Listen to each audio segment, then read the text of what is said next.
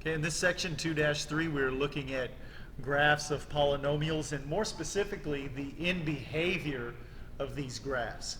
Okay, now first of all, the graph of a polynomial function, it must be continuous.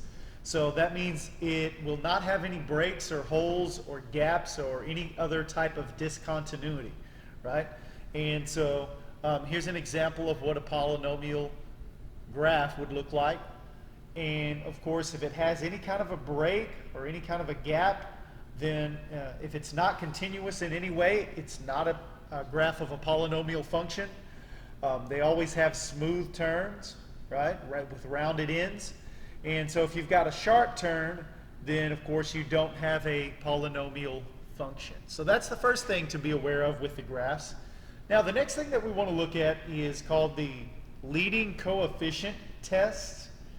And so if you've got a polynomial, you can look at the leading coefficient of the term with the highest power, and that will allow you to determine the end behavior of the graph. And so what we mean by end behavior is what does it do on the far left and what does it do on the far right. Okay? So in other words, is the graph increasing, going up? All right, when you go to the look at the far left, or is it going down when you look at the far left or the far right, either extreme, right? So, first of all, when your power is odd, okay, so if the degree of your polynomial is an odd number, then the leading coefficient of that highest power is a positive number, okay, then you know that this graph is going to fall to the left and it's going to rise as you go to the right. That will be the end behavior. Okay, now the shape of the graph in between may have various turns and twists in it. It may go from increasing to decreasing several times depending on the power, right, and how many terms and what the terms are and whatnot. But again, if the power of the largest term is odd and the leading coefficient of that term is positive, all right, then that's what the end behavior is going to be looking like. Okay, so on the left, it's going to be going down. On the right, it's going to be going up. Okay, now, if you have an odd function, but the leading coefficient is negative this time, less than 0, then it's going to flip. So the end behavior on the left is it's going to be increasing. And the end behavior on the right is that it's going to be decreasing. All right? So those are the kind of things that you can tell just by looking at the function using the leading coefficient test. Now, what if the highest power, the term with the highest power is even? Well, if it's even, then here's what will occur. If your leading coefficient is positive, then it's going to be going up on both ends, on the left and the right side. Okay?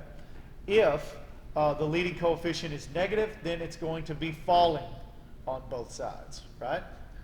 And so what we're going to do now, and the problems that we're going to be looking at, is we're going to use the leading coefficient test to determine what the end behavior of these graphs is going to be. Now, we will be using the limit notation to describe that, and we'll kind of talk about what that is here on the other side of the paper. All right, so example, it says use the leading coefficient test to describe the left hand and right hand end behavior of the graph. All right, so first of all, let's look at the term with the highest power. The highest power is 3, so the power is odd. And the value of A, the value of that leading coefficient is negative. Okay, so we got odd and negative that we're looking at. Well, according to my chart, odd and negative mean that it's going to rise to the left and fall to the right. So that's the first thing that we want to make sure that we understand, that this graph is going to rise to the left and it's going to fall to the right. Okay? So now that we are able to understand that, we can actually write out that end behavior for each side of the graph using our limit notation. Okay? So, and by the way, what we can also do is we can graph this thing to verify. And so if we pull up our calculator again here,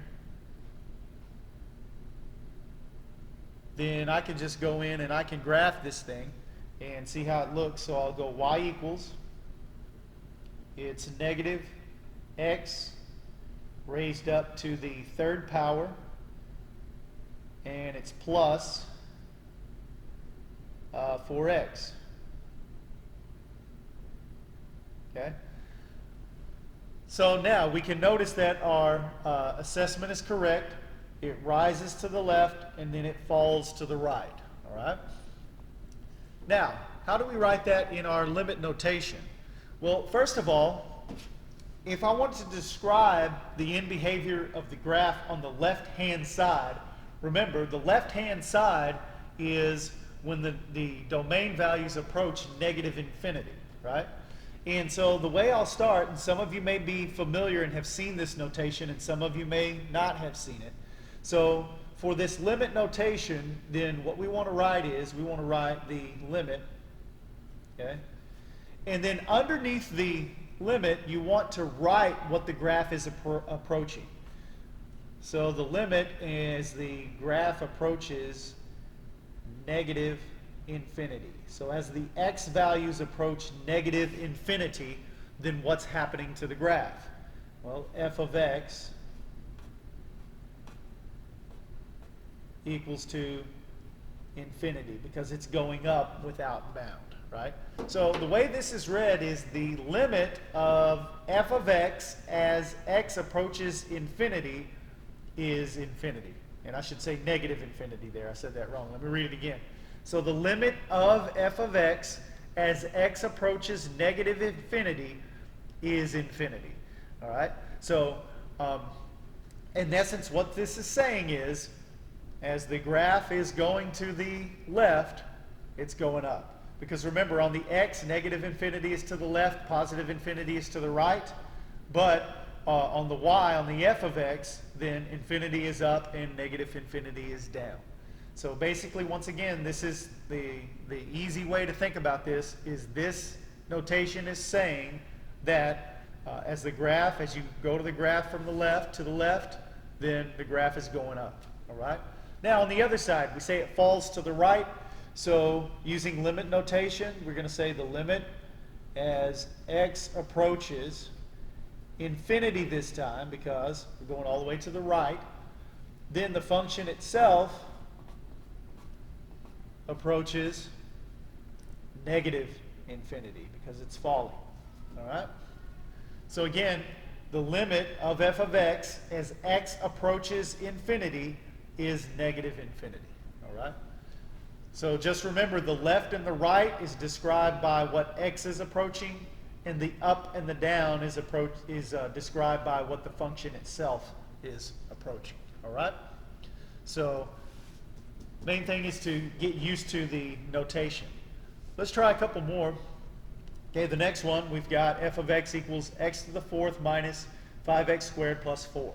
So once again, the first thing we want to do is we want to look at our, the highest power term is 4, so that's even, and the value of a is positive, even and positive. So if you don't have it memorized, you can go back to the chart. So even and positive leading coefficient means that it's going to be rising on both sides. And so we can say that this thing will rise left and also rise right. All right, so it rises on both sides. So now that we've been able to determine that, I can write out my limit notation. So again, the limit as x approaches negative infinity, as x approaches negative infinity, all right, is infinity. Okay, once again, because as the graph goes to the left, it rises. Okay? And the next description, the limit as x approaches infinity is also infinity. Because remember, it's rising on both sides. So regardless of whether you're going to the left or you're going to the right, the graph is rising on both places. All right, let's take a look at one more. For this next one, my highest powered term is 5 to the 5th power. The leading coefficient is positive, so I've got odd and I've got a positive leading coefficient. Okay, so now go back to my chart. When it's odd, if I have a positive leading coefficient, then it falls to the left, but it rises to the right. So we'll write that in. So it falls left,